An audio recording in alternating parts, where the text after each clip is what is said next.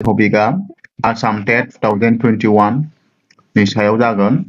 बेयाव जोंना मेथामेटिक्स सानखान्थि पेपार 1 क्लास 1 निफ्राय लानानै क्लास 5 सिम नाम्बार सिस्टेमनि सायाव सावरायनाय जागोन। अब्ला जों नायलांसै फारि फारि।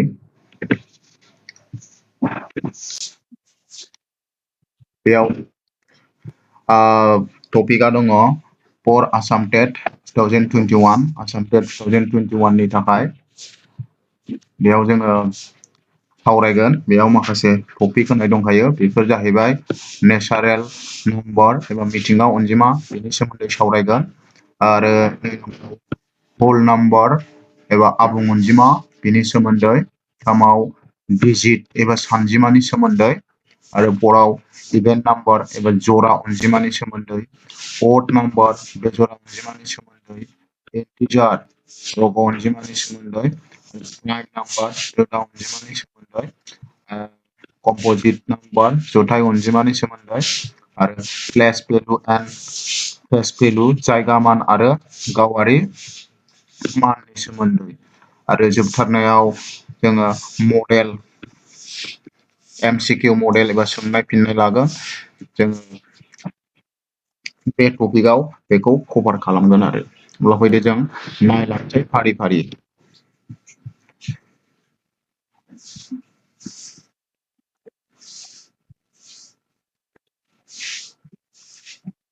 बेयाव दं जोंना नेचारेल नाम्बार एबा मिथिंगा अनजिमा।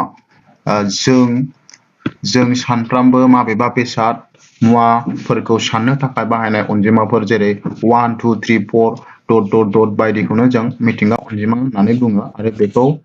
n जों दिन्थिनाय जायो। माने जों सानफ्रामबो जिउआव जा नाम्बारखौ जों बाहायो बे नाम्बारफ्रानो जाहैबाय गासिबो नेचारेल नाम्बार। बेखौ जोङो मा n जों देखायो, जेरैहाय 1 निफ्राय जागायनानै पजिटिभलि थांबाय थाबाय 1 2 3 4 5 6 7 बेबायदि थांबाय थाबाय आरोखि। अनजिमा हांखोआव बे मा लाथिख'नि आगदाथिंजाय आरो लाथिख'नि गोजौथिंजाय थांबाय थागोन आरो बे। होमबा बेनिफ्राय जों मोनथियो मिथिंगा अनजिमानि बयनिख्रुइबो दुइसिना जाहैबाय मा 1 आरो देरसिना जाहैबाय बेना जोबनाय गैया एबा बुंनो हाथ'आ आरोखि। लिरबानो थांबाय थायो, लिरबानो थांबाय थायो, लिरबानो थांबाय थायो, जोबनो थाङा। बेनिखायनो बेयाव जों होदों नों मिथिगौनायाव बयनिख्रुइबो दुइसिन मिथिंगा अनजिमाया जाहैबाय मा 1 आरो बयनिख्रुइबो देरसिन मिथिंगा अनजिमाया मा जोबनो गैया। आरो जों मिथिंगा अनजिमाखौ मा होननानै बुंबावो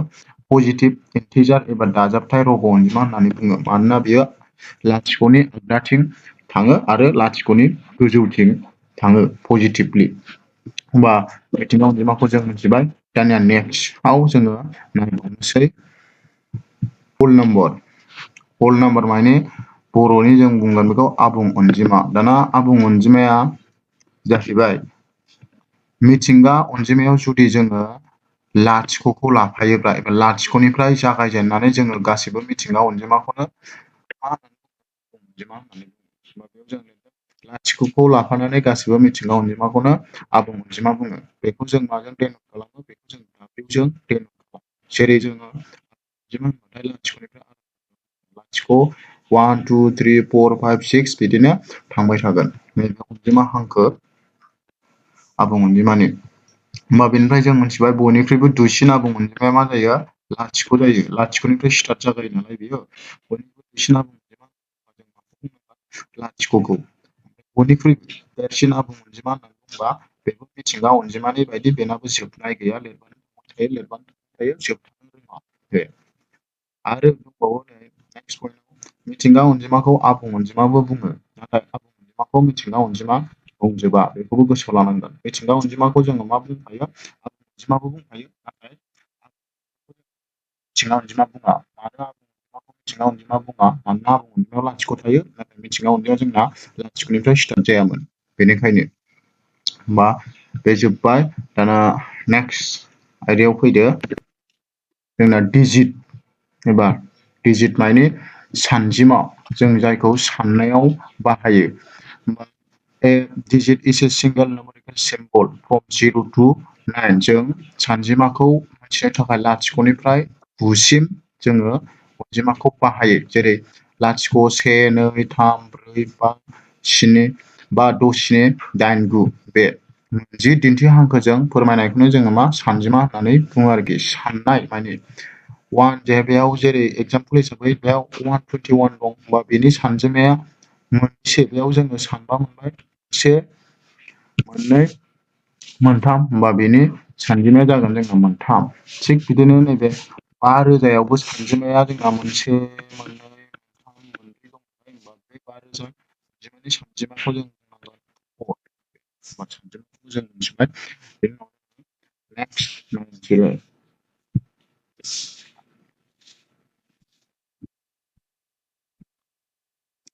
नेक्स्टआव दं जोंना इभेन्ट नाम्बार एबा जरा अनजिमा। जरा अनजिमा।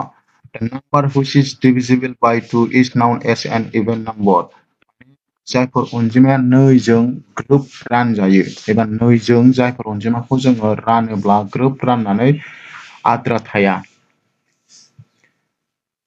बेबायदि अनजिमाफोरखौ जोङो जरा अनजिमा होननानै बुङो। जेरै 2, 4, 6, 8 आरो 10 ...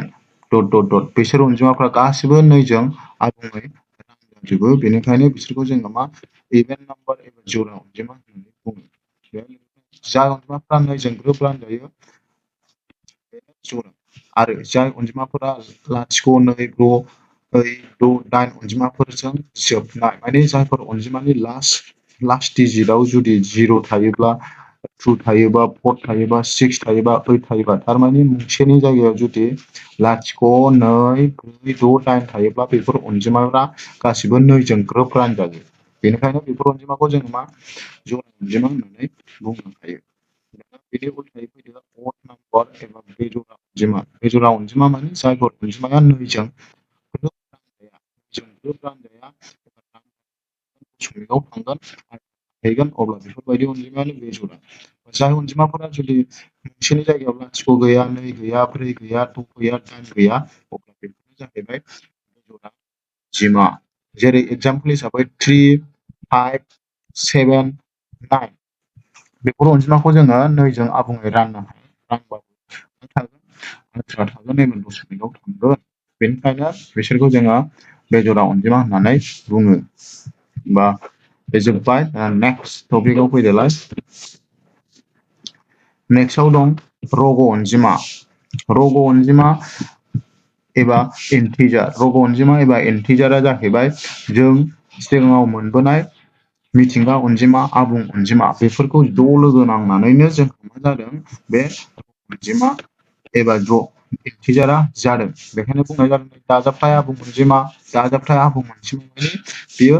मिथिंगा अनजिमायाव गोग्लैगोन आरो दानख'थाय आबुं अनजिमा जथाइफोरखौ रग' अनजिमा बुङो। जेरै एगजामपोल हिसाबै जोङो नै गेजेराव जों मा थागोन, 0, लाथिख'नि आगदाथिंजाय दाजाबथाय थांगोन आरो आगसिथिंजाय दानख'थाया थांगोन आरोखि। अब्ला बेनो जाहैबाय रग' अनजिमा। लाथिख'नि आगदाथिं जेसेबांनो थाङो बेयो पजिटिभ एबा दाजाबथाय जालांबाय थायो, माने फिसानिफ्राय देरसिनाव थांबाय थायो, देरलांबाय थायो। आरो लाथिख'नि आगसिथिं जेसेबांनो थाङो एसेनो दुइलांबाय थायो। जेरै दानख'सेनि दुइसिन दानख'नै, दानख'नैनि दुइसिन दानख'थाम, दानख'थामनि दुइसिन दानख'ब्रै, बिदिनो दुइलांबाय थायो। बा अनजिमा हांखोआव जोङो बेबायदि दिन्थिनो हायो। गेजेराव 0 थागोन। 0 is neither positive nor negative. 0आ मा दाजाबथायबो नङा, नेगेटिभबो नङा, बेयो सेन्टार। बा लाथिख'नि आगदाथिं जों मा मोनो, पजिटिभ इन्टिजार एबा दाजाबथाय रग' अनजिमा। आरो लाथिख'नि आगसिथिं जों मा मोनो, नेगेटिभ इन्टिजार एबा दानख'थाय रग' अनजिमा जों मोनो। नेक्स्ट फैदोलाय। दा फैगोन जोंना प्राइम नाम्बार। प्राइम नाम्बार एबा रोदा अनजिमा, बेखौ मोजाङै मिथिनांगोन। प्राइम नाम्बार एबा रोदा अनजिमाया मा होननानै बुंदों, जाय अनजिमानि दिहुनगिरिया मोननैल', जाय अनजिमानि दिहुनगिरिया मा मोननैल' जायो आरोखि। थारमाने मोननैल' अनजिमाजों जोङो बेखौ मोनो। अब्ला बे मा बेयो 1 आरो गावनो गाव, बा मोननैल' जाहैबाय दिहुनगिरिया बे 1 आरो गावनो गाव मोननैल' दिहुनगिरि थानाय अनजिमाखौ जोङो मा होननानै बुङो, प्राइम नाम्बार एबा रोदा अनजिमा होननानै बुङो। जेरै नैबे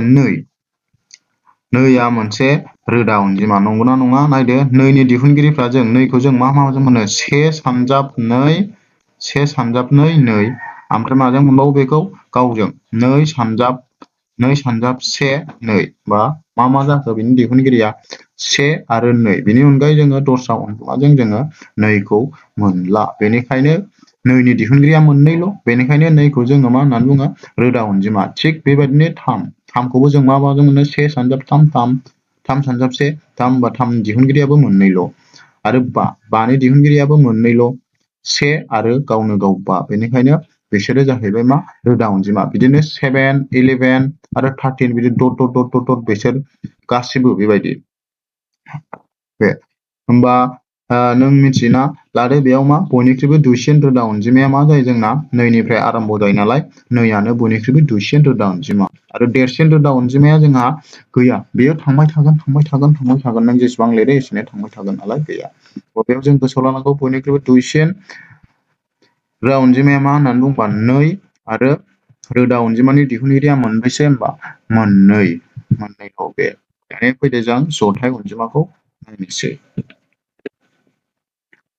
दानिया फैबाय जथाय अनजिमा एबा कम्प'जिट नाम्बार जथाय अनजिमाखौ जोङो मा होननानै बुङो कम्प'जिट नाम्बारा जाबाय रोदा अनजिमानि उल्था रोदा अनजिमाना जोंना मोननैल'मोन जथाय अनजिमाना मोननैनि बारा जाय अनजिमानि दिहुनगिरिया मोननैनिफ्राय बांसिन दं बेखौनो जथाय अनजिमा होननानै बुङो मोननैनिफ्राय बांसिन दिहुनगिरि थानाय अनजिमाखौ मा होननानै बुङो जथाय अनजिमा एगजामपोल हिसाबै बेयाव 4 दं 4 दिहुननानै नायबा जों मोनगोन जों 1 जों मोनगोन जों 1 सानजाब 4 आरो बेखौ जों 2 सानजाब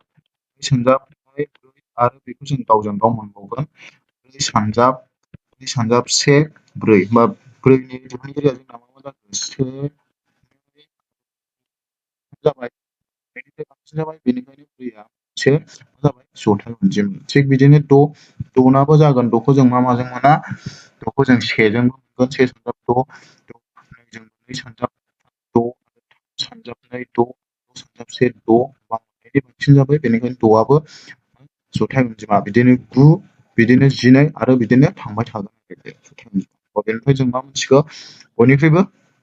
दुइसिन जथाय अनजिमाया मा जायो 4 जायो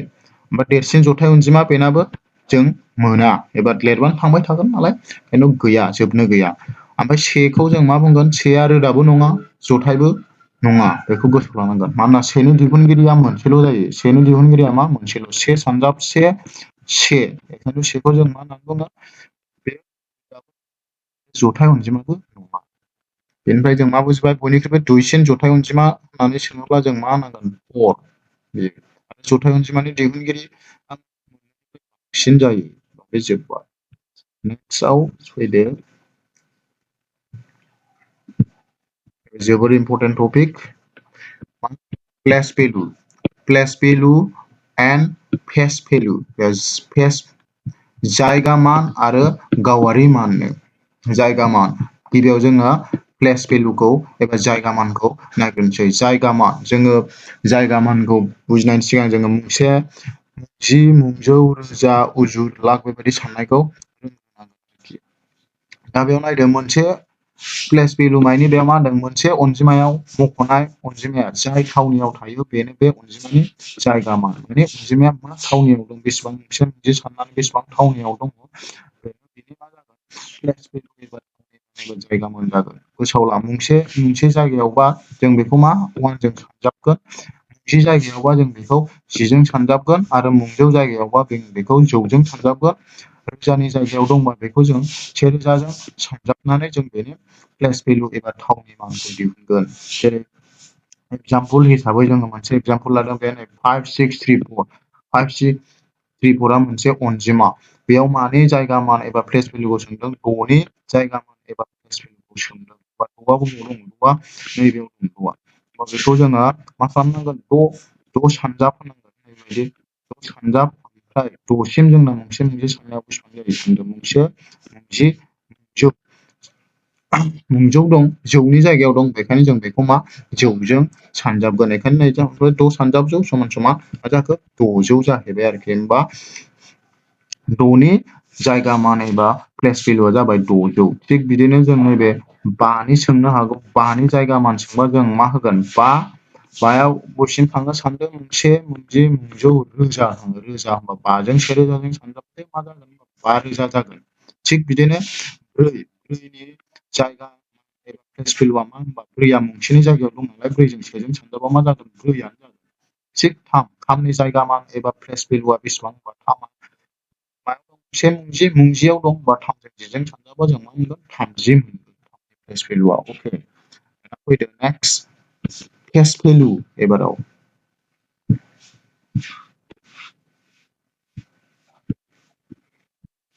केस भेलु माने गावारि मान बे मोनसे अनजिमाया मख'नाय मोनसे अनजिमायाव मख'नाय सानजिमाया बे सानजिमानि गावारि मान माने मोनसे अनजिमायाव जोङो जायखौ मख'दों बेयोनो बेनि मा जागोन केस भेलु जागोन जेनेबा बेयाव नायदो बेयाव दङ नै 934 657 अनजिमायाव जुदि 6नि फेस भेलु होननानै बुंबा नैबे 6नि फेस भेलु होननानै बुंबा बे जायखौ बुंदों बेनि मा जागोन फेस भेलु 6खौ फबाय नालाय 6नि फेस भेलुआ जागोन 6आनो जुदि 5नि फेस भेलुआ एबा गावारि मान बेसेबां होननानै बुंबा 5नि गावारि मानानो जागोन 5आनो जागोन जुदि 7नि फेस भेलुआ बेसेबां होननानै बुंबा 7आनो जागोन जुदि 9नि फेस भेलुआ बेसेबां होननानै बुंबा 9आनो जागोन जायखौ बुङो बेनि मा जायो गावारि मान एबा फेस भेलु जायो बे मोनसे एगजामपोल होबाय 256 बेयाव 5नि फेस भेलुआ मा होननानै बुंबा 5नि फेस भेलुआ बेयाव 5आनो जागोन आरो बे बुजिबाय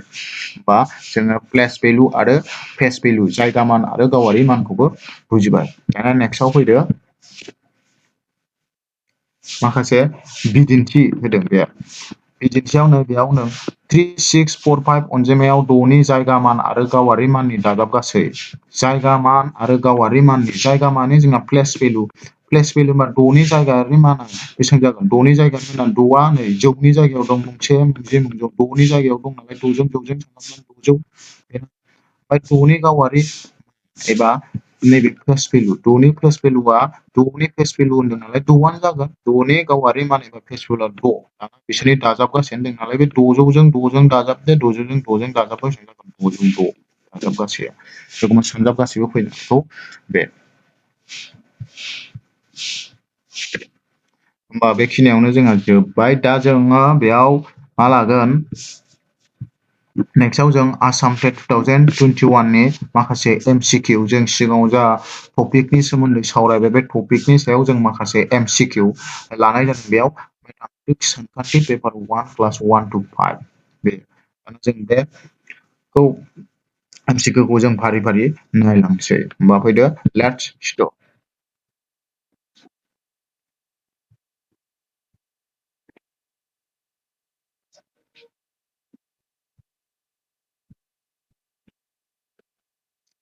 बेयाव ओमफ्राय जोंना रोदा अनजिमा 1 नम्बर कुइसनाव दङ जोंना रोदा अनजिमा मोनसेनि दिहुनगिरिया बेसेबां रोदा अनजिमानि दिहुनगिरिखौ बुंदों जों सिगाङावसो सोलोंनानै मोनबायमोन रोदा अनजिमानि दिहुनगिरिया जोंना अनलि से आरो गावनो गावल' जायो से आरो गावनो गाव अब्ला से आरो गावनो गावआ बेसेबां जागोन मोनसे जागोन ना मोननै जागोन ना मोनथाम जागोन ना मोनसेबो गैया अब्ला बेनिफ्राय जोंना कारेक्ट एन्सारा जागोन मा मोननै बेयाव होमबा जों बेनिफ्राय मिथिबाय रोदा अनजिमा मोनसेनि दिहुनगिरिया मोनबेसे मोननै नेक्स्ट कुइसन दाना 2 नम्बर कुइसनाव दङ 2 3 5 6 1 आव 5नि जायगा मान माने मा होनदों बेयाव प्लेस भेलु 5नि प्लेस भेलुखौ सोंदों होमबा 5नि प्लेस भेलुआ बेयाव जों मा जागोन नायनांसिगोन बेयाव 5आ बबाव दङ नै जौनि जायगायाव दं 5आ बे 5आ बबाव दङ जोंना जौनि जायगायाव दं होनबा मोनसे मोनजौ होनबा 5जों जौसेजों सानजाबा बेसेबां जागोन 500 होनबा बेनि जायगा मान बेसेबां जागोन 500 होमबा फैदो जों बेनि कारेक्ट एन्सारखौ नायनोसै होमबा कारेक्ट एन्सारा C अपसन C 500 नेक्स्ट कुइसनाव फैबाय 3 नम्बर गिबि मोनबा आबुं अनजिमानि दाजाब गासै गिबि मोनबा आबुं अनजिमानि मा खालामनांगौ जोंहा दाजाब गासै आबुं अनजिमाया जोंना मानिफ्राय स्टार्ट जायोमोन जोंना लाथिख'निफ्राय होमबा जों मा खालामनांगोन बेहाय मोनबाबा लाथिख' 1 2 3 आरो 4 बेखौ जोङो दाजाबगोन दाजाबनानै बेसेबां जायो बेनो मोनबा आबुं अनजिमानि दाजाबगासै बा बेयाव जोंना मा जागोन कारेक्ट एन्सारा 10 जागोन गिबि मोनब्रै रोदा अनजिमानि दाजाबगासै फैदो अपसन ए आव दं 10 बी आव 15 सी आव 17 डी आव 16 रोदा अनजिमाया जोंना माबायदिखौ बुङो जायना मोननैल' सानजाबगिरि थायो बेनो मामोन रोदा अनजिमा बेयाव जोंहा गिबि रोदा अनजिमाया मामोन 2 नेक्स्टआव जोंना जागोन 3 नेक्स्टआव जागोन जोंना 5 स्नि बेखौ जोङो ज' दाजाबनानै बेसेबां जायो बेनो मोनब्रै रोदा अनजिमानि दाजाबगासै जागोन बेयाव दाजाबगासैया बेसेबां जागोन 17 एक्सप्लेनेसन खालामबा जों मोनगोन रोदा अनजिमाखौ जों लिरबा फारि फारि 2 2 3 5 7 ज' दाजाबजोबबा बेयो बेसेबां जागोन 17 जागोन होमबा बेनो जाहैबाय बेनि कारेक्ट एन्सार नेक्स्ट कुइसन गिबि मोन 20 बेजोरा अनजिमानि दाजाबगासै दाना मोन 20 बेजोरा अनजिमानि दाजाबगासै 20 बाथ' जोबोद बुरजा जागोन नङा होमबा बेखौ सर्टकाट लिरनायनि फर्मुलाया जोंहा मा खालामनांगौ मोन 20 बेजोरा अनजिमानि दाजाबगासै नालाय 20 नि बर्ग खालामनांगौ बा 20 स्क्वायर खालामनांगौ होमबानो जोङो मोनो होमबा कारेक्ट एन्सारा जागोन बेयाव 400 एक्सप्लेनेसन खालामबा जों बेखौ मोनगोन मोन 20 होमबा जोङो बेखौ खालामनो हायो 1 स्क्वायर 2 स्क्वायर 3 स्क्वायर बिदिनो दट थांनानै मोन 20 नालाय 20 स्क्वायर होमबा लास्टआव जों 20 स्क्वायर दं नालाय 20 स्क्वायर खालामदो 20 स्क्वायराव बेसेबां मोनगोन 400 होमबा बेनि दाजाबगासैया बेसेबां जागोन 400 कारेक्ट एन्सारा बे 400 जागोन कुइसन 6 नम्बर गिबि मोनबा बेजरा अनजिमानि दाजाबगासै थिग बेबो एखेयानो मोनबा बेजरा अनजिमाखौ जों फारि फारि लिरदो बेनि उनावहाय बेखौ जोङो लास्ट बे बानि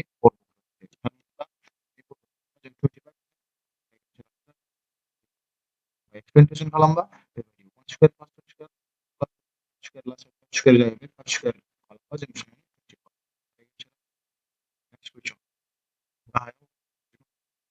सायख' बेयाव बबे मोनसेया गोरोबा बेखौ जों स्निनि बर्ग 7 सानजाब 7 ब्रैजिगु 36 आ 6 नि 6 सानजाब 6 बेसेबां 36 16 आ 4 नि 4 सानजाब 4 16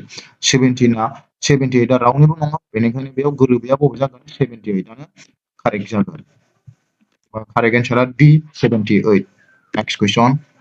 दाना फैदो गाहायनि बबे बुंथिया थारखौ सायख'नांगौ बेयाव बुंदों 1 नम्बराव गासैबो जरा अनजिमायानो जथाय अनजिमा जरा अनजिमाखौनो जों जथाय अनजिमा बुंजोबा मानोना नैयाबोथ' जरा नाथाय नैयाथ' रोदा अनजिमासो ओंखायनो बे अपसनाबो जाया बे कारेक्ट नङा लाथिख'आ रोदा अनजिमा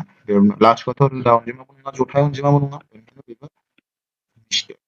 गासैबो रोदा अनजिमायानो बेजरा गासैबो रोदा अनजिमायाथ' बेजरा जाजोबा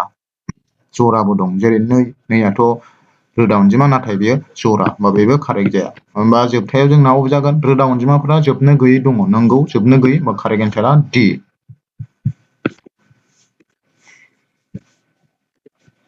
कारेक्ट एन्सारा जोंना फैगोन डी होमबा कारेक्ट एन्सारा डी आनो कारेक्ट नेक्स्ट कुइसन दुइसिन जथाय अनजिमाया जाबाय बयनिख्रुइ दुइसिन जथाय अनजिमाना जोंहा सिगाङाव फोरोंखादोंमोन मामोन जायना मोननैनि बांसिन दिहुनगिरि थायो बेनो जाहैबाय जथाय अनजिमा होमबा दुइसिन जथाय अनजिमाया बे बबे जागोन 1 जागोन ना 2 जागोन ना 3 जागोन ना 4 जागोन होमबा बेनि कारेक्ट एन्सारा डी 4 बेयो नेक्स्ट कुइसन दुइसिन रोदा अनजिमा दाना दुइसिन रोदा अनजिमाया जोंना सिगाङावसो सोलोंखांबाय जों 1 जागोन ना 2 जागोन ना 3 जागोन ना 4 जागोन होमबा बेनि कारेक्ट एन्सारा जाबाय 2 मानोना रोदा अनजिमानि दिहुनगिरिया मोननैल' थायोमोन बा नैयानो बयनिख्रुइ दुइसिन रोदा अनजिमा कारेक्ट एन्सार अपसन बी 2 नेक्स्ट कुइसन गाहायनि माबे अनजिमाया 9 जों रानजागोन बेबो कुइसन दाना बेबायदि कुइसन फैयोब्ला जों मा खालामनांगौ बे अपसनाव होनाय गासैबो सानजिमाफोरखौ जों दाजाबजोबनानै बेनि दाजाबगासैखौ जों 9 जों रानदो जुदि 9 जों राननानै जुदि आबुङै रानजायोब्ला अब्ला बे गिदिर अनजिमायाबो 9 जों रानजागोन बा बेनि कारेक्ट एन्सारा जागोन सी आव दङ 6 2 3 4 5 8 दाना बेहाय मोनसे 2 3 4 5 6 मोनस्नि सानजिमा दं बे मोनस्नि सानजिमाफोरखौ ज' दाजाबजोबनानै बेनि दाजाबगासैखौ 9 जों रानदो 9 जों राननानै जुदि रानजायोब्लाथाय अब्ला बे अनजिमायाबो 9 जों रानजागोन सानजिमाफोरनि दाजाबगासैखौ जोङो 9 जों राननांगौ सानजिमाफोरनि दाजाबगासैया 6 plus 2 plus 3 plus 4 plus 5 plus 8 plus 8 समान समान बेसेबां जागोन बे 36 दाना बे 36 आ 9 जों आबुङै रानजागोन ना रानजाया बेखौ रानदो होमबा बे 9 जों आबुङै रानजागोन 9 सानजाब्रै बेसेबां जायो 36 होमबा 36 आ 9 जों आबुङै रानजाबाय नालाय होमबा नैबे 6 2 3 4 5 डाबल 8 आबो 9 जों रानजागोन होमबा कारेक्ट एन्सारा बेनो अपसन सि। नेक्स्ट गाहायनि माबे अनजिमाया 3 जों रानजागोन थिग बेनाबो एखे बेनाबो बे अपसनाव होनाय सानजिमाफोरखौ खनसे दाजाबजोबदो दाजाबजोबनानै दाजाबगासैखौ 3 जों राननो सेस्था खालामदो जुदि 3 जों आबुङै रानजायोब्लाथाय बे गिदिर अनजिमायाबो 3 जों रानजागोन कारेक्ट एन्सारा जागोन अपसन बि 2 3 1 7 5 एक्सप्लेनेसनाव नायोबा जोंहा फर्मुलाया सानजिमाफोरनि दाजाबगासैखौ 3 जों राननांगौ होमबा 2 3 1 7 5 खौ 2 दाजाबजोबबा 18 मोनबाय 18 खौ 3 जों रानदो 3 जों रानबाथ' मोनबाय 6 मोनो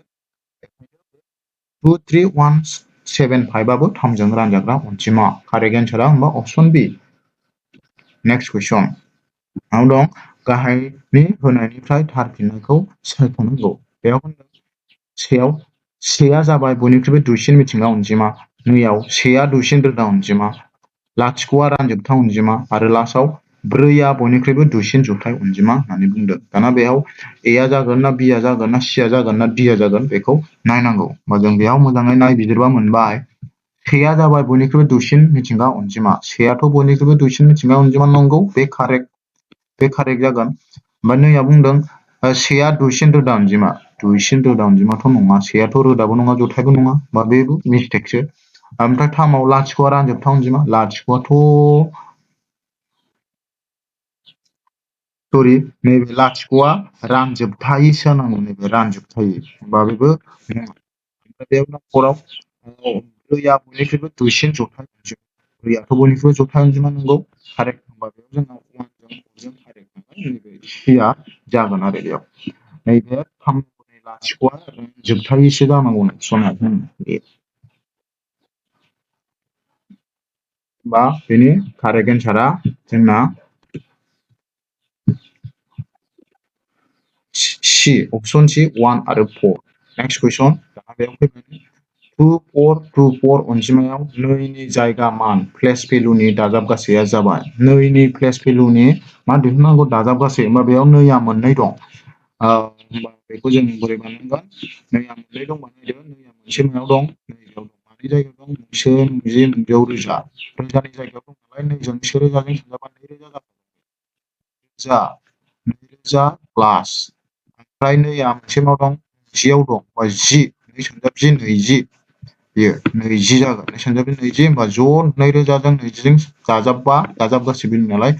2020 जागोन बे होमबा बेनि एक्सप्लेनेसनखौ जों नायनोसै एक्सप्लेनेसना एन्सारा जोंना 2020 दाना एक्सप्लेनेसनाव नायदो 2 आ रोजानि जायगायाव दं नालाय 2 खौ रोजाजों सानजाबबाय 2000 जाबाय आरो जाबाय आरो 2 मोनसेया 20 नि जायगायाव दं नालाय 10 जों सानजाबबाय 20 जाबाय दाना 2000 जों 20 जों दाजाबा 2020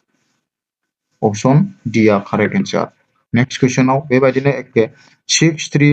606 अनजिमायाव 6 नि जायगा मान प्लेस भेलुनि दाजाबगासैया बेसेबां बेनाबो प्लेस भेलुनि दाजाबगासैखौ सोंदों बा फार्स्टआव 6 आ बेसेबां जायगायाव दं बेखौ नायदो मोनसे 20 900 रोजा उजुर बेयाव दङ उजुराव आरो मोनसेयाव दङ 6 नैबेयो मोनसे नैजौआव दं आरो लास्टआव दङ मोनसेयाव होमबा बिसोरखौ लिरनानै ज' दाजाबजोबबानो जों बेनि कारेक्ट एन्सारखौ मोनसिगोन आरो कारेक्ट एन्सारा जागोन बेना अपसन बि 60606 एक्सप्लेनेसनाव फैबाय नै फार्स्टआव 6 आ मानि जायगायाव दं बेखौ जोंहा मोनसे 900 रोजा उजुरनि जायगायाव दं नालाय बे सानजाबबाय 10,000 जों बेनि उनावहाय मोनसेया 10 जायगायाव 900 जायगायाव दं नालाय 900 सानजाबबाय आरो मोनसे 6 जोंना मोनसेनि जायगायाव दं नालाय 1 जों उनावहाय 60,000 प्लास 600 प्लास 6 ज' दाजाबा 60606 कारेक्ट एन्सार मोनबाय दाना नेक्स्ट कुइसनाव फैदो बे कारेक्ट एन्सारा जोंना बि बे जाबाय नेक्स्ट कुइसन 70560 अनजिमायाव 5 आरो 6 नि जायगा माननि सानजाबगासै दाना सानजाबगासैनो 5 आरो 6 नि 5 आ जोंना बेसेबां जायगायाव दङ नायनोसै 5 आ जोंना 1 10 दं 500 जाखागोन बे 500 500 आरो 300 आरो जोंना मोनसे 6 मुंजियाव दं नालाय 60 जागोन बे 60 मोननैजों 3 बेसेबां जागोन 3000 जागोन बे होमबा कारेक्ट एन्सारा नैबे बि 3000यानो जागोन बे 3000 एक्सप्लेनेसनाव नायबा जों नुबाय होमबा बेखिनियावनो जोब्बाय thanks for watching like and subscribe part 2 आ जोंना थाबैनो फैगोन अब्ला नोंथांमोना जुदि नायनानै मोजां मोनबा आंनि चेनेलखौ लाइक एन्ड साबस्क्राइब खालामदो थेंक इउ